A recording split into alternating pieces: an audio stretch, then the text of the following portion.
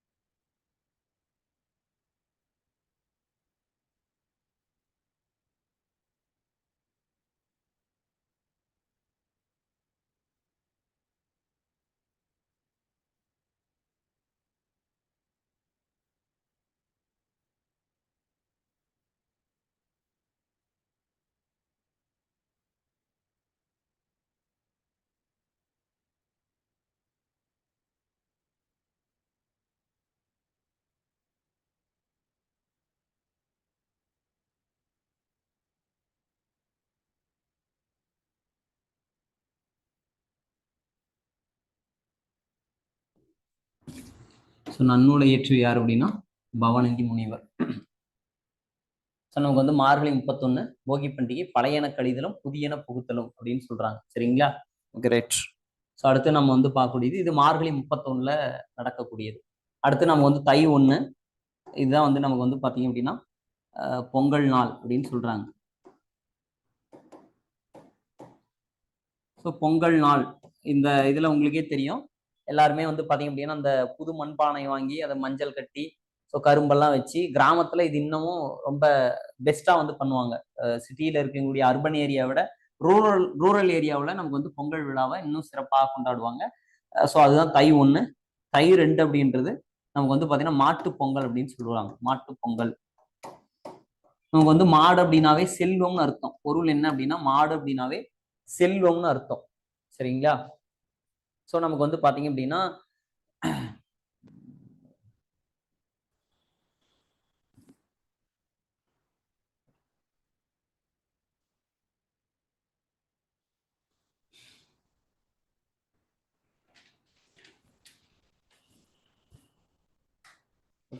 நமக்கு வந்து பாத்தீங்க அப்படின்னா மாடுனாவே செல்வம்னு அர்த்தம். இந்த மாட்டு பொங்கல் அன்னைக்கு இந்த பொங்கல் விழா அன்னைக்கு எல்லாருமே பொங்கல் வைப்பாங்க. தை 2 மாட்டு பொங்கல். அதுல வந்து பாத்தீங்கன்னா அப்பதான் வந்து மாடு சிந்து சமவெளி நாகரிகத்துல இருந்தே மாட்டை வந்து தெய்வமாக வழிபட்டார்கள் அப்படின்னு சொல்றாங்க. அப்ப நமக்கு இன்னும் கூட நம்ம வீடு புது வீடு கட்டோம்னா கிரக பிரவேசம் அன்னைக்கு மாட்டை கூட்டிட்டு வந்து விடுறோம், அதனுடைய கோமியத்தை வந்து தீர்த்தமாக தெளிக்கிறோம் அப்படி எல்லாமே இருக்கு. சரிங்களா? ஸோ அப்பெல்லாம் வந்து பாத்தீங்கன்னா நமக்கு நிலத்தை உழுவணும் அப்படின்னா மாட்டை வச்சுதான் நிலத்தை உழுதாங்க. இப்பதான் டிராக்டர் வந்துருச்சு. ஆனா இருந்தாலும் இன்னமும் மாடு அப்படின்றது ஒரு தெய்வமாக நம்ம வந்து பாக்குறாங்க. சரிங்களா? ஸோ மாட்டை லட்சுமின்னு சொல்லி எல்லாம் கூப்பிடுவாங்க நிறைய வீடுகள்ல அப்படின்றது. அப்ப இதே பிறந்தநாள் தான் நமக்கு வந்து திருவள்ளுவர் தினம் அப்படின்றது என்னைக்கு? ஆமா, தை 2 திருவள்ளுவர் பிறந்த தினம். திருவள்ளுவர் தினம். ஸோ திருவள்ளுவர் ஆண்டு. ஆமா, திருவள்ளுவர் ஆண்டு அப்படின்றது எப்படின்னு கேட்டீங்கன்னா இப்ப நடக்கக்கூடிய 2024 கூட அவருடைய பிறந்த நாளான அந்த ஆண்டான கிமு 31 நீங்க ஆட் பண்ணி இந்த 31 அப்படியே ஆட் பண்ணிட்டீங்கன்னா ஸோ 2 5 2 இதுதான் திருவள்ளுவர் ஆண்டு. இதை அப்படியே நீங்க எழுதிக்கலாம்.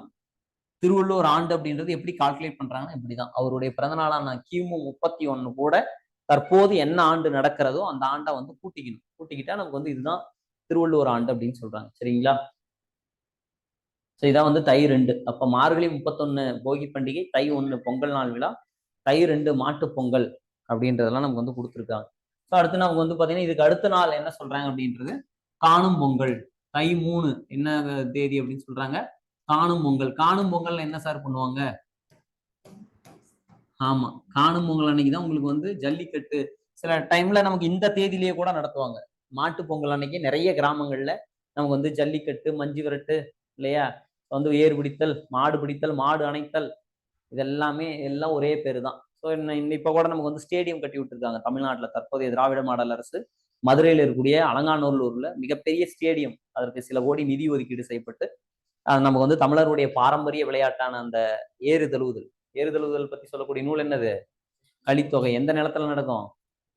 முல்லை நிலத்துல நடக்கும். ஸோ அந்த விளையாட்டை ஒன்னா இந்த மாட்டு பொங்கல் அன்னைக்கு நடத்துவாங்க, அல்லது தை 3 அன்னைக்கு நடத்துவாங்க. அப்படி இல்லைன்னா சில கிராமங்கள்ல தள்ளி கூட வைப்பாங்க. சில அது ஒவ்வொரு இடத்த பொறுத்து. சரிங்களா? பெரும்பாலும் இந்த பொங்கல் திருவிழாவில தான் வைப்பாங்க. அது மாட்டு பொங்கலா இருக்கலாம், அல்லது இந்த காணும் பொங்கலா இருக்கலாம். இந்த காணும் பொங்கல் அன்னைக்கு பெரும்பாலும் என்ன அப்படின்னா நான்வெஜ் தான் பண்ணுவாங்க. ஸோ நம்மளுடைய ரிலேட்டிவ்ஸ் எல்லாம் அவங்க வீட்டுக்கு போறதும், அவங்களுடைய ரிலேட்டிவ்ஸ் நம்ம வீட்டுக்கு வரதும் இப்பெல்லாம் அப்படி யாரும் பண்றது இல்லை. அவங்கவுங்களே எடுத்து சாப்பிட்டுக்கிறாங்க, யாரையும் கூப்பிடுறது இல்லை. முன்னாடி இருந்ததெல்லாம் மாறி போயிடுச்சு. அதான் முன்னாடி எல்லாம் திருமணம்னாவே ஒரு வாரத்துக்கு முன்னாடியே சொந்த பந்தங்கள்லாம் கூடுவாங்க. இப்பெல்லாம் அப்படி இல்லை. எல்லாருக்குமே அவங்கவுங்க வாழ்க்கையை நோக்கி ஓடிட்டு இருக்காங்க. அப்ப என்ன பண்ணுவாங்கன்னா கல்யாணம் ரொம்ப ரிலேட்டிவா இருந்தா கல்யாணத்துக்கு முன்னாடி நாள் வருவாங்க. இல்லைன்னா கல்யாணத்து அன்னைக்கு போய் ஒரு அட்டன்ஸை போட்டு மொய்ய வச்சுட்டு பாட்டு அது சில இதெல்லாம் மொய்ய இல்லை, இல்லைங்க நாங்கெல்லாம் வாங்க மாட்டேன்ட்டு போயிடுவாங்க. ஸோ அந்த விருந்தோம்பல் முறை வந்து குறைஞ்சிருச்சு. இன்னைக்கு மக்களிடையே சகிப்புத்தன்மைன்றது குறைஞ்சிருச்சு. உண்மை அதுதான். நீங்க போனோம் அப்படின்னா ஒரு டிராபிக்ல யாரோ நம்ம குறுக்குல வந்தா உடனே நம்மளை முறைச்சு பாக்குறாங்க. இதெல்லாம் இது என்ன காரணம்? சகிப்புத்தன்மை குறைஞ்சிருச்சு அப்படின்றதுதான். சரிங்களா? நமக்கு முன்னாடி போற காரோ பைக்கோ லேட் ஆச்சுன்னா நம்ம போட்டு ஆரணும் அடின்னு அடிக்கிறோம். ஏன்னா நமக்கும் டைம் ஆகுது. அப்ப என்னன்னா கோபங்களா மாறும். அதனால சகிப்புத்தன்மை அப்படின்றது இன்றைக்கு இருக்கக்கூடிய காலகட்டத்துல குறைஞ்சிருச்சு. இதான் வந்து சொல்லி சரி ஒவ்வொரு மாநிலங்கள்லயும் இந்த மாதிரி தமிழர் திருவிழாவானது கொண்டாடப்படுகிறது அதுல என்ன பெயர்கள்ல கொண்டாடப்படுகிறது அப்படின்றது வந்து புக்லயே கொடுத்துருக்காங்க. ஸோ நமக்கு வந்து பாத்தீங்க அப்படின்னா என்னெல்லாம் கொடுத்துருக்காங்க பாருங்க. இது பேர் பஞ்சாப்ல பிஜே அப்படின்னா பஞ்சாப்ல இது பேர் லோரி அப்படின்னு சொல்றாங்க. நாம் எப்படி பொங்கல் திருவிழா அப்படின்னு கொண்டாடுறோமோ பஞ்சாப் மாநிலத்தில் அது பேர் என்ன, லோரி. அதுக்கப்புறம் வந்து பாத்தீங்க அப்படின்னா உங்களுக்கு வந்து குஜராத் மற்றும் ராஜஸ்தான்ல அது பேர் என்னது, உத்தராயன். குஜராத் மற்றும் ராஜஸ்தான்ல அது பேரு உத்தராயன். ஜிஜே அப்படின்னா குஜராத்.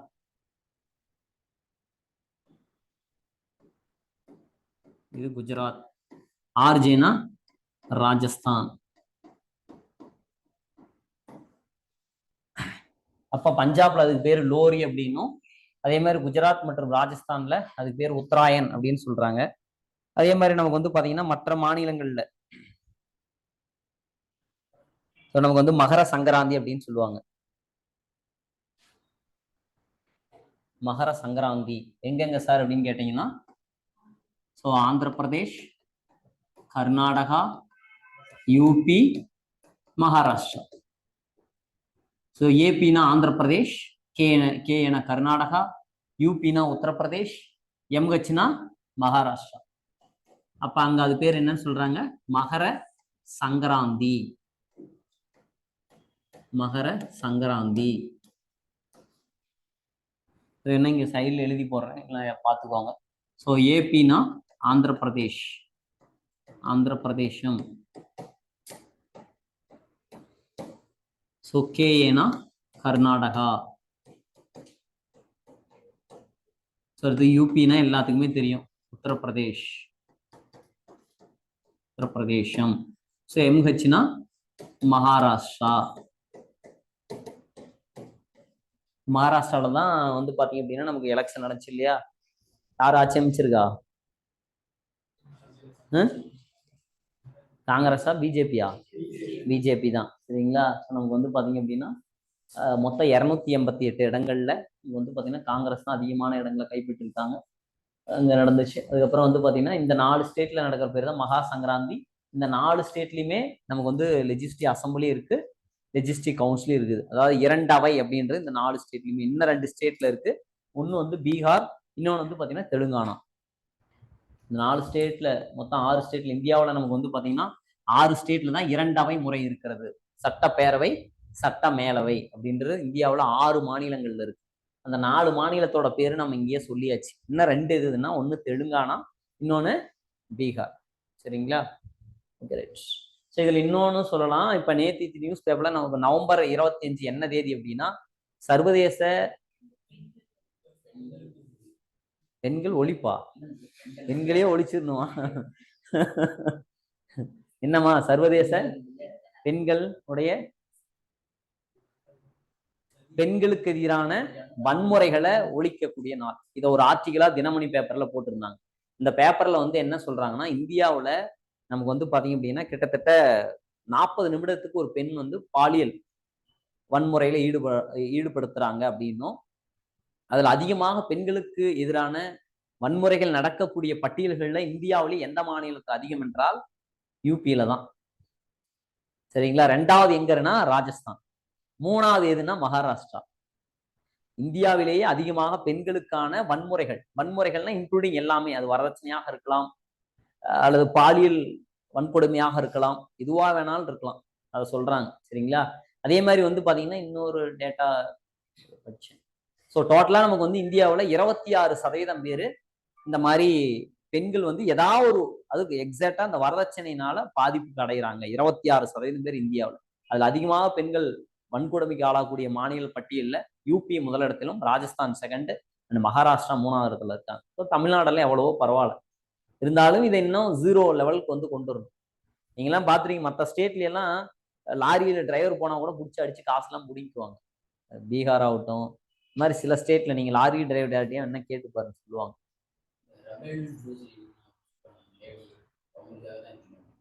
சார் இல்ல, எனக்கு அதை பத்தின தெரியல. பட் ஆனா நமக்கு உங்களுக்கு தெரியும், இந்தியாவையே திருப்பி போட்ட ஒரு இது அப்படின்னா டெல்லியில அந்த ஓடும் பேருந்துல நடந்ததுதான். அது 2012 நடந்துச்சு. அதற்காக கொண்டு வரப்பட்டதான் நிர்பயா ஃபண்ட் அப்படின்றது கொண்டு வந்தாங்க. நிர்பயா ஃபண்ட் 2013ஆம் ஆண்டு கொண்டு வரப்பட்டது. சரிங்களா? இதெல்லாம் நீங்க குரூப் 2 மெயின்ஸுக்கு படிச்சீங்கன்னா அப்ப படிப்பீங்க. ஸோ இது வந்து அந்த டேட்டா பத்தி போட்டிருந்தாங்க, எது எது எந்த இது அப்படின்றது. சரிங்களா? சரி, okay, right. So next one பார்க்கலாம் இல்லையா? இவ்வளவுதாங்க பொங்கல் விழா அப்படின்றது. சரிங்களா? நமக்கு வந்து 4 நாட்கள். அதே மாதிரி இந்த இந்திர விழா அப்படின்றது அப்ப போகி பண்டிகை, சாரி, போகி பண்டிகைன்றது அப்ப இந்திர விழாவாக கொண்டாடப்பட்டது அப்படின்றதையும் அந்த மலைக்கடவுளை வேண்டி நடக்கப்பட்ட ஒரு விழாவாக ஒப்பிட்டு அந்த பாக்ஸ்ல வந்து கொடுத்துருப்பாங்க. இந்திர விழா என்பது நான் ஏற்கனவே சொல்லியிருக்கேன், 28 நாட்கள் நடைபெறக்கூடிய ஒரு திருவிழா அப்படின்றது நான் சொல்லியிருக்கேன். சரிங்களா? இந்த டேட்டா எல்லாமே அதுல இருக்கும். ஸோ நான் எக்ஸாம் பாயிண்ட் ஆஃப்ல கரெக்டா நான் கொடுத்தாச்சு. இதே வேணா இதுல நீங்க ஒரு பாயிண்ட் அடிஷனலா ஓல்டு புக்ல இருந்து எடுத்துக்கோங்க. ஜப்பான் மற்றும் ஜாவா போன்ற நாடுகள் இது பேர் அறுவடை திருவிழா. அது இங்க இருக்காது, ஓல்டு புக்ல தான் இருக்குது, இருந்தாலும் எடுத்துக்கோங்க. ஜப்பான் மற்றும் ஜாவா போன்ற நாடுகள் இதனுடைய பெயர் அறுவடை திருவிழா. அறுவடை திருவிழா. ஸோ அப்ப நமக்கு வந்து ஆந்திர பிரதேஷ், அதுக்கப்புறம் வந்து பாத்தீங்கன்னா மகாராஷ்டிரா அண்ட் யூபி போன்ற மாநிலங்கள்ல, இதனோட கர்நாடகா போன்ற மாநிலம் மகர சங்கராந்தி என்றும், பஞ்சாப்ல அது பேர் லோரி என்றும், அதே மாதிரி நமக்கு வந்து பாத்தீங்க அப்படின்னா குஜராத் மற்றும் ராஜஸ்தான்ல அது பேர் உத்தராயன் என்றும், ஜப்பான் மற்றும் ஜாவா போன்ற நாடுகள்ல அது பேர் அறுவடை திருவிழா அப்படின்னு சொல்லி பழைய புக்ல இருக்குது.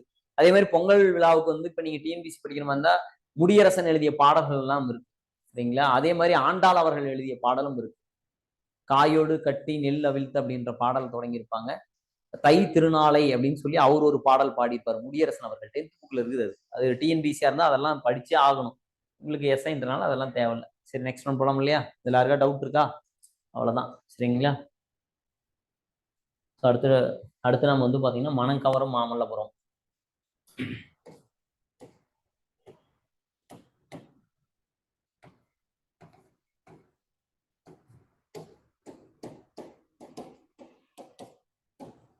ஸோ மனம் கவரும் மாமல்லபுரம். இந்த மாமல்லபுரம் அப்படின்றது நமக்கு வந்து பாத்தீங்கன்னா முதலாம் நரசிம்மவர்மன் தான் இதை வந்து உருவாக்குறதுக்கு காரணமா இருக்கான். அதுக்கு அவங்க அப்பா தான் காரணம், முதலாம் நரசிம்மவர்மன். ஸோ இது கட்டப்பட்டது கிபி 7ஆம் நூற்றாண்டு. கிபி 7ஆம் நூற்றாண்டு.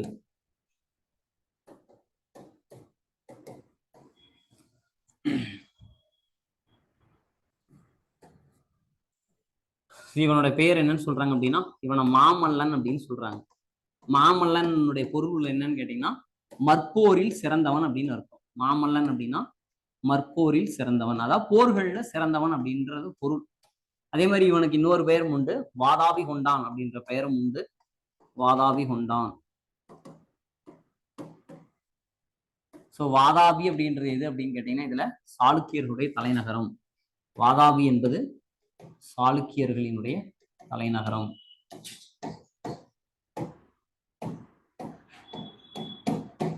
சரிங்களா? Okay, right. ஸோ நமக்கு வந்து பாத்தீங்கன்னா முதலாம் நரசிம்மருடைய அப்பா பேர் என்னன்னு கேட்டீங்கன்னா முதலாம் மகேந்திரவர்மன்.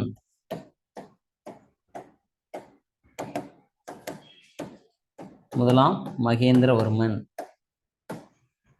ஸோ இவரை தோக்கடிச்சவர் தான் யாரு அப்படின்னா வர்சஸ் இரண்டாம் புலிகேசி.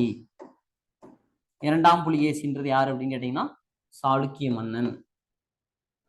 சரிங்களா? ஸோ அப்ப இவன் வந்து என்ன பண்றான்னா இந்த வாதாபி தலைநகராக கொண்ட அந்த சாளுக்கிய மன்னனான இரண்டாம் புலிகேசி நமக்கு வந்து பாத்தீங்கன்னா படையெடுத்து வந்து முதலாம் மகேந்திரவர்மனை தோக்கடிக்கிறான்.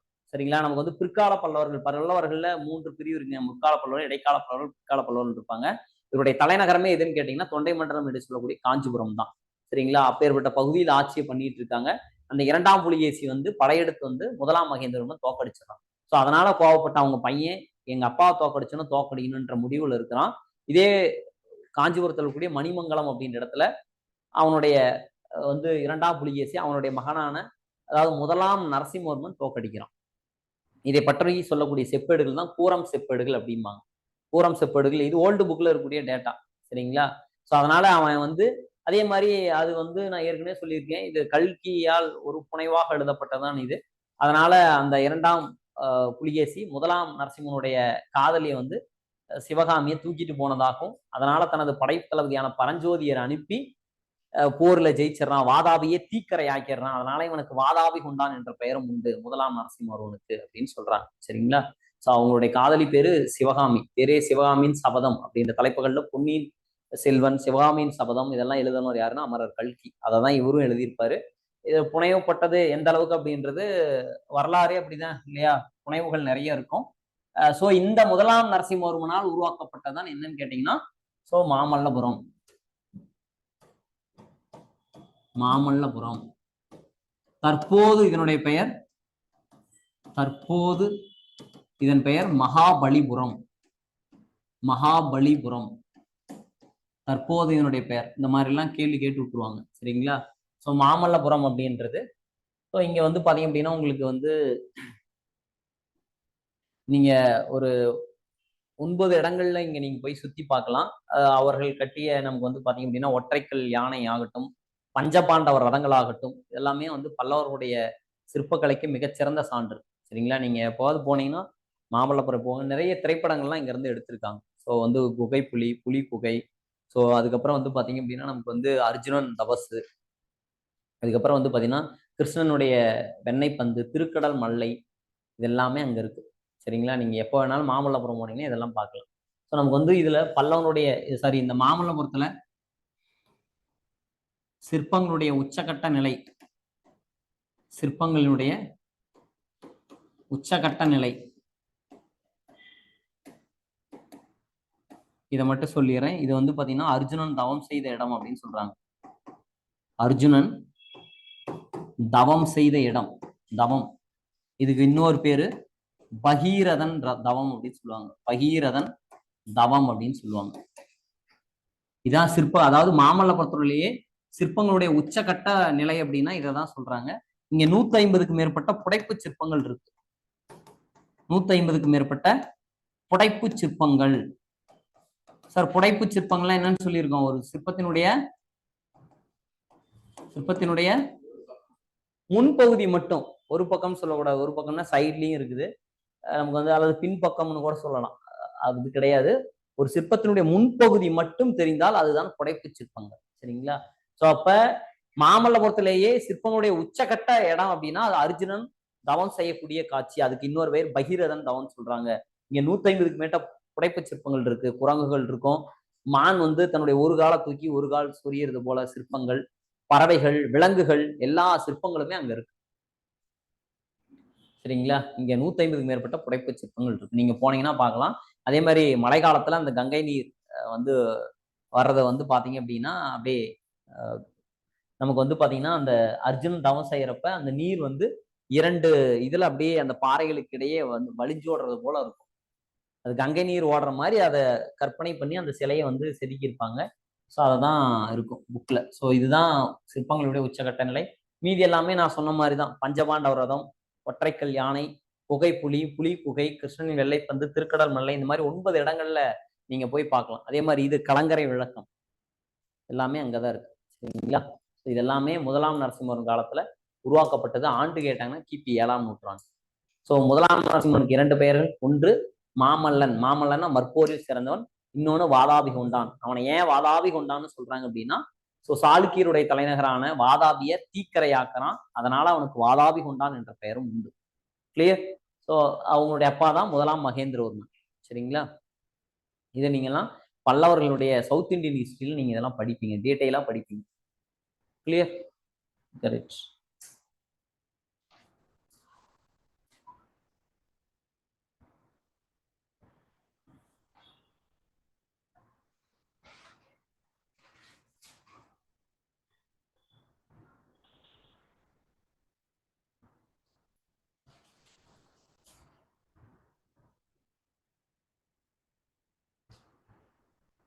ஓகே.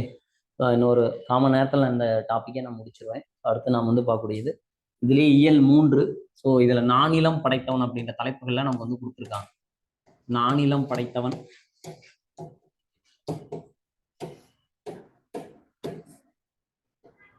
ஸோ நானிலம் படைத்தவன் இது வந்து பாத்தீங்கன்னா புதியதொரு விதி செய்வோம் அப்படின்ற தலைப்புகள்ல பாடியிருப்பாரு.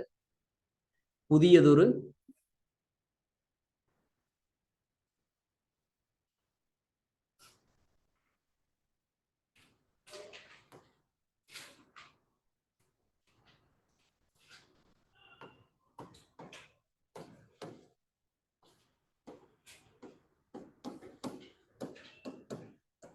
புதியதொரு விதி செய்வோம்.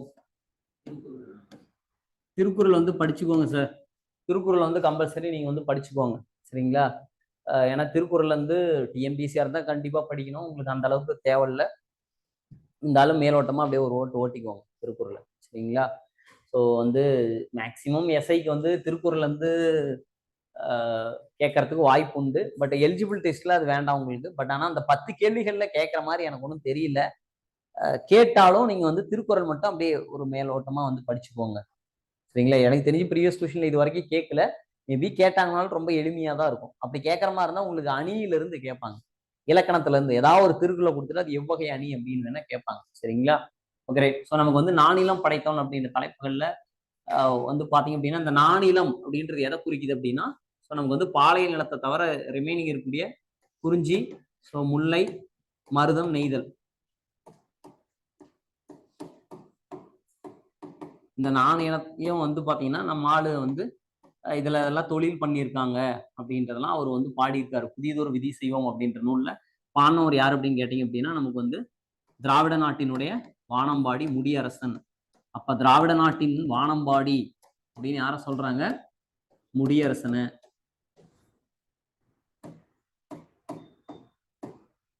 முடியரசன்.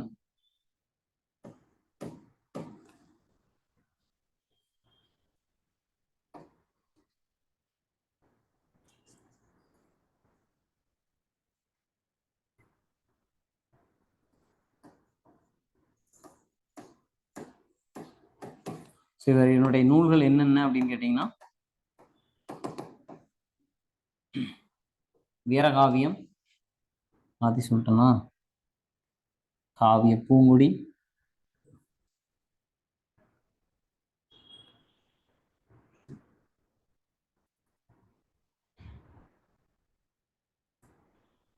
பூங்கொடி, காவியப்பாவை, பூங்கொடி, காவியப்பாவை, வீரகாவியம்மா, வீரகாவியம் வரும். இதெல்லாம் இவர் எழுதிய நூல்கள் தான். இந்த பூங்கொடி இதற்காக 1966 தமிழக அரசினுடைய விருது வாங்கியிருப்பார். இது 11வது புக்ல இருக்குது, இருந்தாலும் எழுதிக்கோங்க, தப்பு இல்லை. 1966 தமிழக அரசுடைய விருது எது அப்படின்னா அந்த பூங்கொடி அப்படின்றதுக்காக. ஸோ பூங்கொடி, காவியப்பாவை, வீரகாவியம், இதெல்லாம் இவர் எழுதுனது தான், சரிங்களா?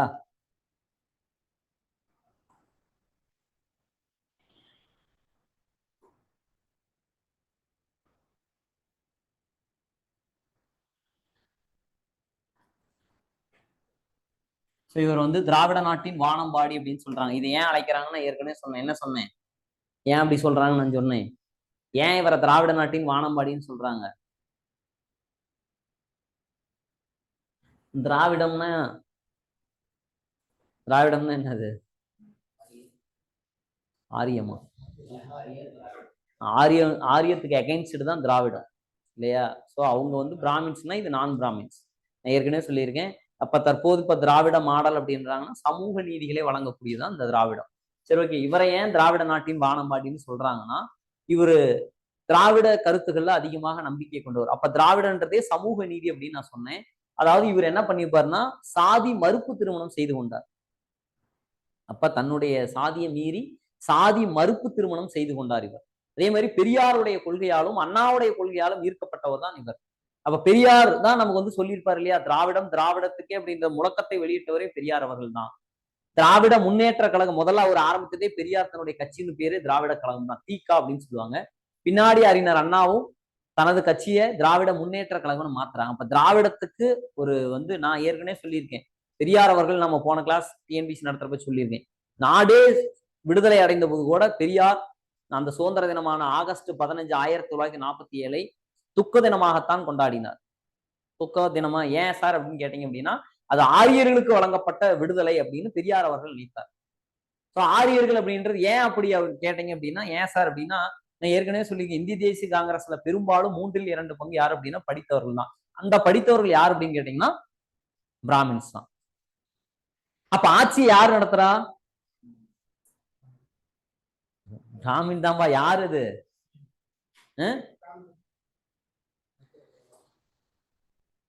யாருப்பா இந்தியா சுதந்திரம் அடைந்த பிறகு ஆட்சி யாருப்பா பண்றா?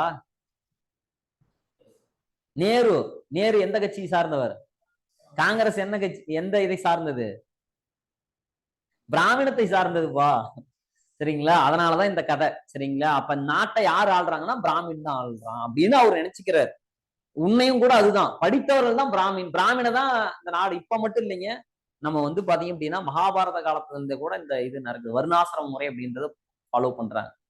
ஏன் வந்து இதே ஏன் பெரியாருக்கு அந்த ஆதங்கம்னு கேட்டீங்கன்னா, பெரியாருக்கு ஏன் அந்த ஆதங்கம்னா, இதே பெரியார் அவர் தான் நான் போன கிளாஸ் நடத்தின 1925 காஞ்சிபுரம் நடத்த ஐஎன்சி மாநாட்டுல, இந்திய தேசிய காங்கிரஸ் மாநாட்டுல இந்த மாதிரி தாழ்த்தப்பட்ட இடஒதுக்கீடுன்னு கேட்கிறாரு. ஆனா அதே காங்கிரஸ் தான் அதை தர மறுத்துருது. ஆனா அதே காங்கிரஸ் தான் நாட்டை ஆளுது. அப்ப அதனால அவருக்கு அந்த கோபம் இருக்குதான் செய்யும். அப்ப நீங்க தானே எங்களுக்கு கொடுக்க மாட்டேங்கிறீங்க, நீங்க தான் படிச்சும் இருக்கிறீங்க. அப்ப இந்த நான் பிராமின்ஸ் தாழ்த்தப்பட்டவர்களுக்கு எல்லாம் என்ன ஆகிறது? அதனாலதான் பெரியார் அவர்கள் அதை துக்க தினமா வெளிப்படுத்தினார். சரிங்களா? நாடே சுதந்திரம் அடைந்த கூட கூட பெரியார் மட்டும்தான் இந்த நாளை துக்க தினமாக பண்ணார். அந்த கேள்விக்கு விட இதுதான். சரிங்களா? ஓகே. சோ அப்பேற்பட்ட பெரியார் மற்றும் அண்ணாவினால் ஈடுபாடு கொண்டதுனாலதான் இவரை திராவிட நாட்டின் வானம்பாடின்னு சொல்றாங்க. சாதி மறுப்பு அதே மாதிரி சொல்லியிருப்பாரு. தன்னுடைய இறப்பின் பொழுது எவ்வித சடங்குகளும் வேண்டாம் அப்படின்னு சொல்லியிருப்பாரு. இது 11வது ஹிஸ்டரி புக்ல இருக்குது. நான் இறந்த பிறகு எனக்கு எந்த சடங்கும் வேண்டாங்கிறாரு. உங்க சாதி சடங்கு எதுவுமே எனக்கு வேண்டாம். பெரியாருடைய கொள்கையால் ஈர்க்கப்பட்டவர் தான். பெரியாருடைய இது என்ன? மூட பழக்க வழக்கங்கள் வேண்டாம், பகுத்தறிவு அப்படின்னு எல்லாம் பெரியார சொல்றாங்க. இப்ப மூட பழக்க வழக்கங்கள் நம்பல இவரு. அதனாலதான் இவரை திராவிட நாட்டின் வானம்பாடி அப்படின்னு சொல்றாங்க. கிளியர்? ரைட். அடுத்து நாம வந்து பார்க்கக்கூடியது போதும். இதை தெரிஞ்சிட்டீங்கன்னா போதும். முடியரசனை வந்து திராவிட நாட்டின் வானம்பாடி இருந்தாங்க. அவர் எழுதிய நூல்கள் பூங்கொடி, காவியபாவை, வீரகாவியம். அதே மாதிரி இந்த நானிலம் படைத்தவன் அப்படின்ற எந்த டாபிக்ல இருக்குன்னா புதியதொரு விதி செய்வோம் அப்படின்றதுல நமக்கு பாடப்பகுதியா கொடுத்துருக்காங்க. போதும், அவ்வளவுதான். சரிங்களா? அடுத்து நாம வந்து பார்க்கக்கூடியது என்னன்னு கேட்டீங்கன்னா, கடலோடு விளையாடா. ஆமா, கடலோடு விளையாடு.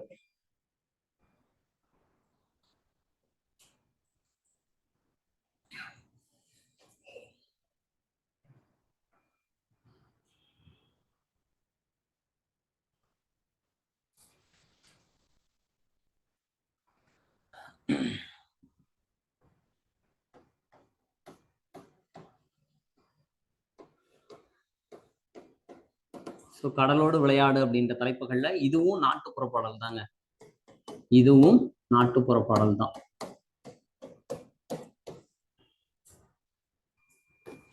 இத நாட்டுப்புற இயலாய்வு இதுல இருக்கிற மாதிரி எழுதிடலாமா?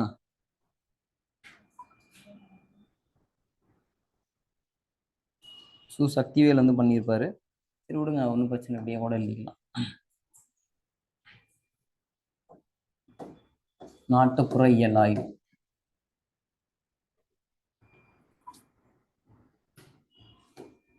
சக்திவேல் அவர்கள் இதை தொகுத்திருப்பாரு. சக்திவேல் தொகுத்தார். நாட்டுப்புற இயலாய்வு எனும் நூல். இந்த இங்க வந்து நமக்கு வந்து கடலோடு விளையாடு அப்படின்றது நமக்கு வந்து நெய்தல் நிலத்தை சார்ந்தவர்கள், நெய்தல் நிலத்தவர்கள் தான். நெய்தல் மக்களை நம்ம என்னன்னு சொல்லுவோம்? ஆமா, நெய்தல் நில மக்களை பரதவர், பரத்தியர் அப்படின்னு சொல்றாங்க. இவங்களுடைய இதே வந்து பாத்தீங்க அப்படின்னா கடலும் கடல் சார்ந்ததும்.